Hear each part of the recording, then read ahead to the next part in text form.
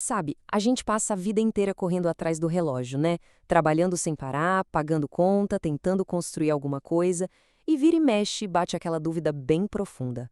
O que é que a gente realmente leva de todo esse nosso esforço quando a vida física acaba?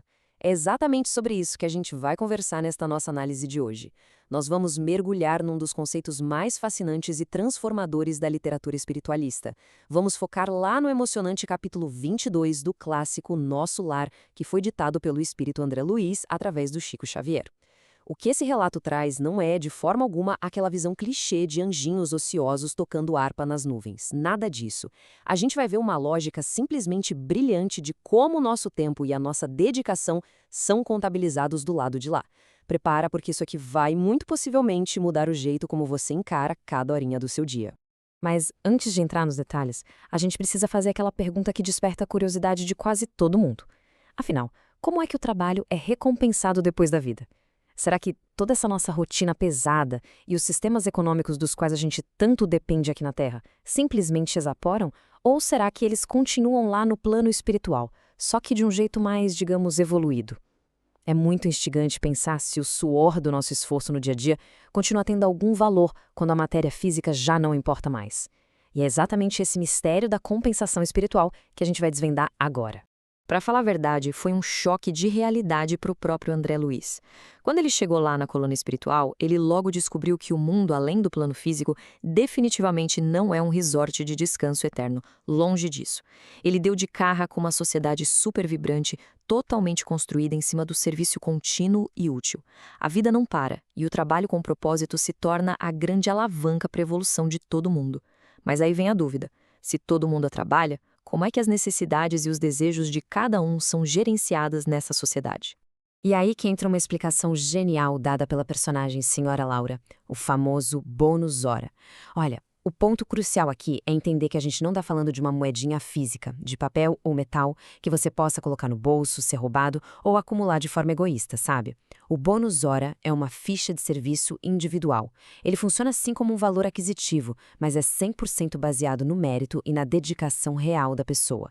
É o registro irrefutável do tempo que você dedicou sendo útil para a comunidade. Ou seja, é uma economia baseada puramente na ação e no amor em movimento. Lindo, não é?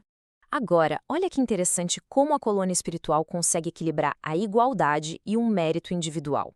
A obra mostra uma diferença que é fundamental. De um lado, você tem as provisões básicas. A comida e as roupas básicas são propriedade comum. Aquele celeiro da colônia garante que ninguém, absolutamente ninguém, passe necessidade. Até mesmo quem não pode ou não quer trabalhar ainda. Mas do outro lado, a gente tem as prerrogativas de mérito. Então, se a pessoa quer uma casa própria, roupas diferentes, acesso a escolas mais avançadas ou entretenimento superior, bom, aí ela precisa conquistar isso ativamente através dos bônus hora.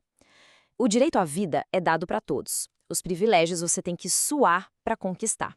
E como é que a matemática dessa conquista funciona? É tudo super estruturado e incrivelmente justo. O trabalho diário padrão na colônia é de no mínimo 8 horas. Mas, para quem quer acelerar o próprio progresso ou simplesmente ajudar mais, a governadoria permite até 4 horas de trabalho extra voluntário por dia. E aqui entra uma sacada brilhante que mostra a justiça desse sistema. Trabalhos que exigem um sacrifício pessoal enorme ou tarefas extremamente difíceis de realizar não valem a mesma coisa. A remuneração para esses casos é duplicada ou até triplicada. É o esforço moral e o grau de doação que ditam o valor da sua hora.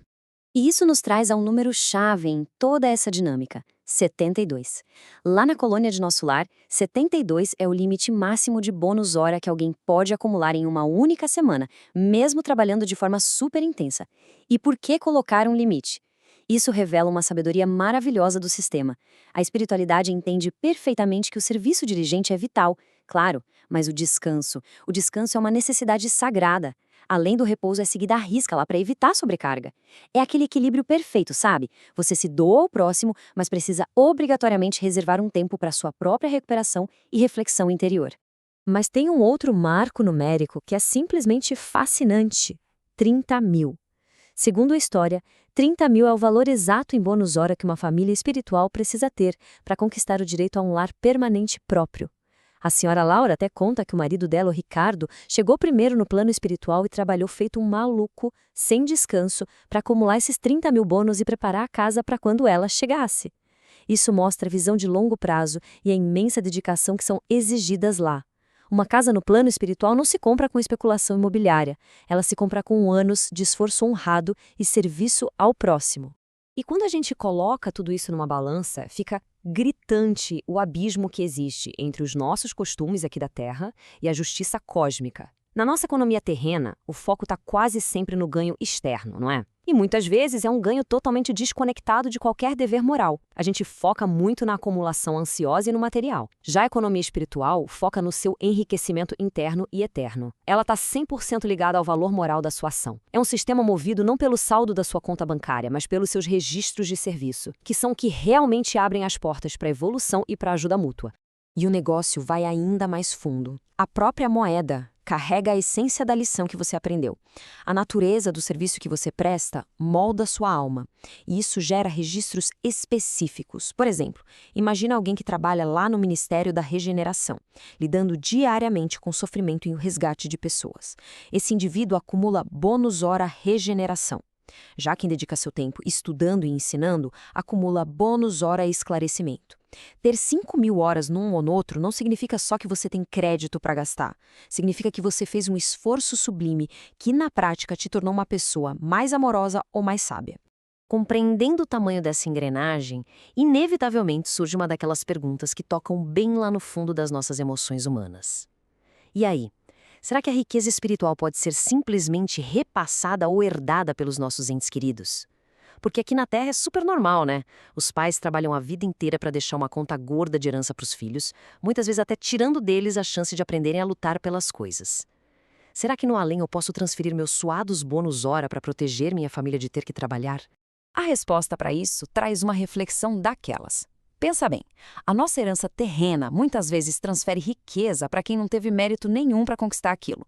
E, ironicamente, receber tudo de mão beijada pode levar a pessoa à inércia ou até à ruína moral. No plano espiritual, o que acontece é a reversão espiritual. A senhora Laura explica isso na prática. Ela está prestes a reencarnar e voltar para a Terra. Ela tem 3.000 bônus hora guardados, mas ela simplesmente não pode deixar isso de herança para a filha dela, que acabou de chegar na colônia. Todo esse saldo volta para o patrimônio comum da comunidade. Por quê? Porque a riqueza verdadeira não pode ser doada sem que quem a receba tenha o mérito do próprio suor. Mas espera lá, isso quer dizer que o esforço dela foi em vão? De jeito nenhum. E aqui a gente chega no clímax emocional dessa explicação toda. A senhora Laura diz uma frase lindíssima. Ela fala o seguinte: minha ficha de serviço autoriza-me a interceder por ela, assegurando-me igualmente o valioso auxílio de nossa colônia espiritual durante minha permanência na carne. Que coisa forte, né?